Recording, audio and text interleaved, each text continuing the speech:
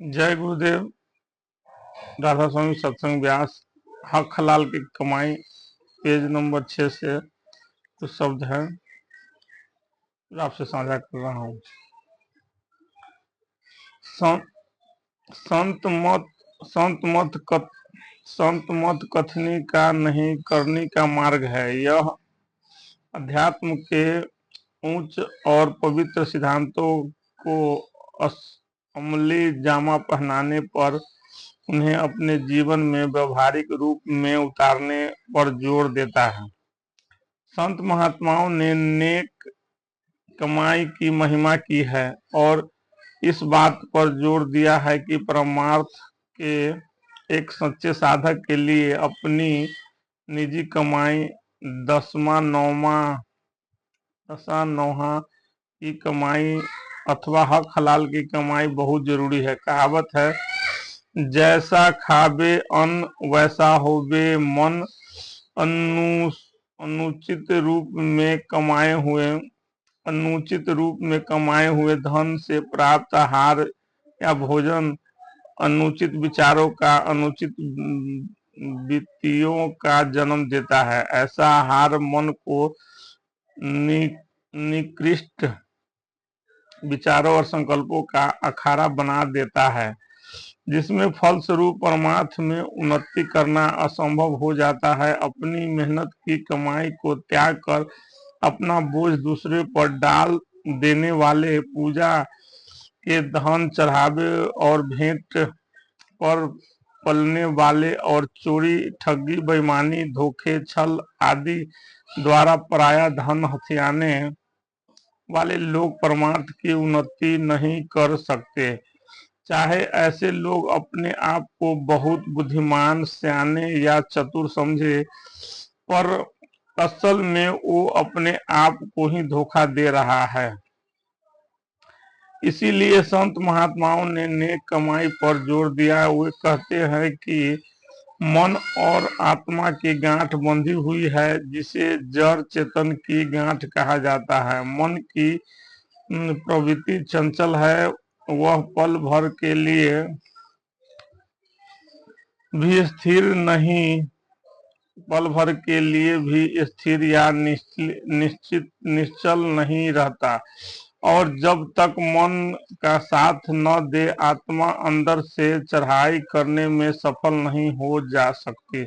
हक हलाल की कमाई पर गुजारा करने से मन को चंचलता को कम करने तथा उनका झुकाव अंदर की ओर करने में सहायता मिलती है, जिससे अभ्यासी के लिए आध्यात्मिक यात्रा तय करना सहज हो जाता है। आध्यात्मिक उन्नति का बीज केवल मेहनत से के सच्चे और पवित्र खेत में ही अंकुरित हो सकता है।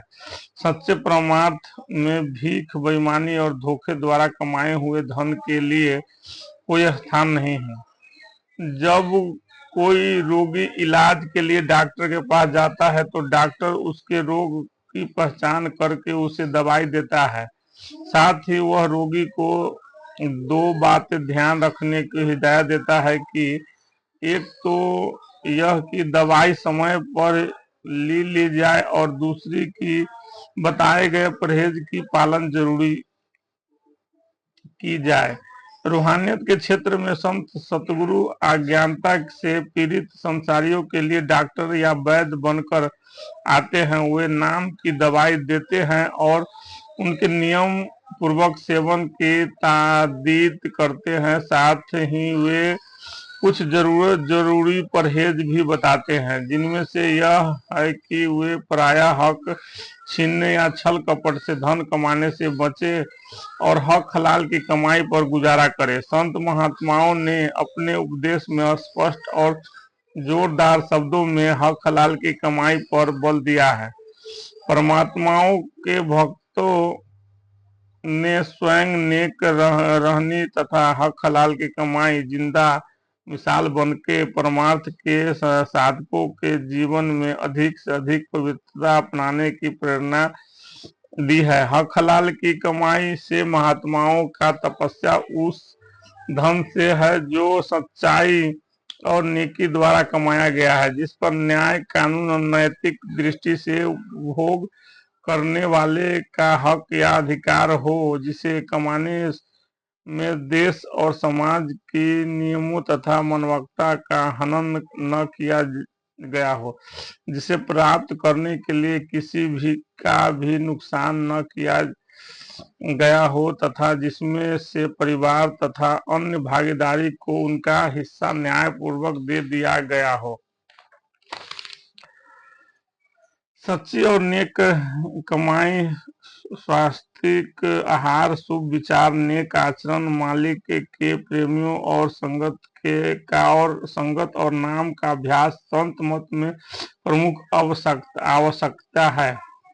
शब्द अथवा नाम की कमाई आहार, विचार और आचार के पवित्रता से सहारे ही हो सकती है। संत ने इस विषय की विस्तार पूर्वक व्याख्या की है। संत नामदेव ने सुकृत अर्थात अच्छे नैतिक कर्मों द्वारा की गई कमाई से गुजारा करने को बहुत महत्वपूर्ण दिया है। ऐसे नेक कमाई की महिमा बताते हुए आप कहते हैं कि इससे मनुष्य सुमति अर्थात अच्छी निर्मल बुद्धि वाला होकर गुरुमत में रहकर नाम का अभ्यास करने का योग हो जाता है और इस प्रकार वह परमात्मा प्राप्त कर सकता है। जय गुरुदेव, धन गुरुदेव।